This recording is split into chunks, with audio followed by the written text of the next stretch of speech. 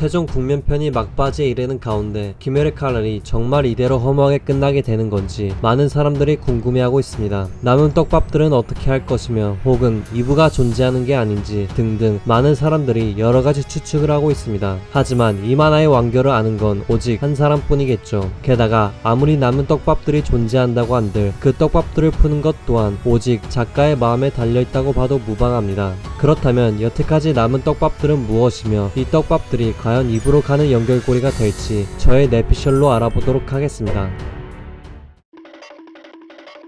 김열의 칼날이 200화까지 오면서 정말 수많은 떡밥들이 나왔지만 역시 그 중에서 가장 많이 언급된 떡밥은 다름 아닌 푸른 피아나였습니다. 김열의 칼날에서의 푸른 피아나란 헤이안 시대의 의사가 병약한 인간 시절의 무잔을 오니로 만든 원인이자 무잔이 태양을 극복하기 위해서 찾는 작 중에서 여러 번 언급된 매우 큰 떡밥입니다. 무잔은 이 푸른 피아나를 찾기 위해서 1000년 가까이 일본 전국을 뒤졌으며 부하 오닐들도 늘려가며 푸른 피아나를 찾거나 태양을 극복한 체질의 오니가 나오길 기다려 태양 아래서도 살 수 있는 완전한 불사신이 되려고 했습니다. 하지만 무자는 여태까지 푸른 피아나를 찾지 못하였고 오히려 태양을 극복한 오니인 네즈코가 먼저 등장하게 되었죠. 사실 그럴만도 한 게 피아나의 본래 색은 붉은색입니다. 그리고 애초에 그렇게 수많은 오니들을 거느리고 오니들과 기억마저 공유할 수 있는 무잔이 1000년 동안 그깟 꽃 하나를 못 찾는 것은 말이 되지 않습니다. 그리고 이 피아나라는 꽃 자체가 상당히 상징성을 갖고 있는 꽃입니다. 붉은 피아나의 꽃말에는 죽음, 환생, 슬픈 기억 등등이 있습니다.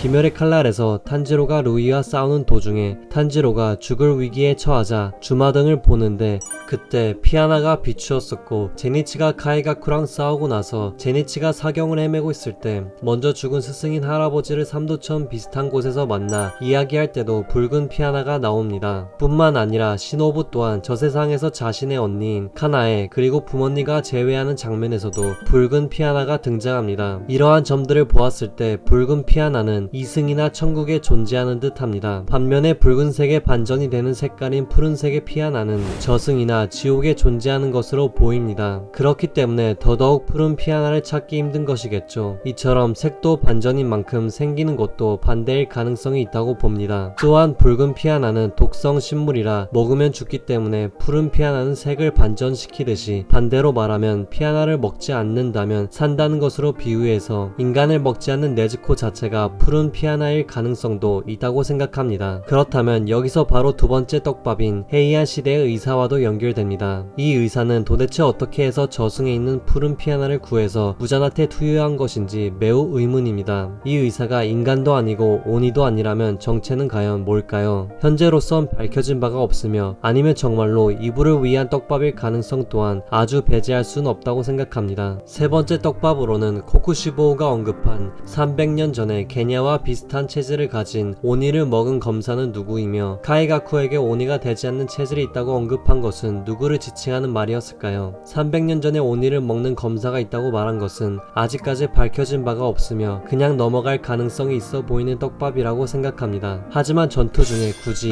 이런 말을 한 이유가 궁금하긴 하네요.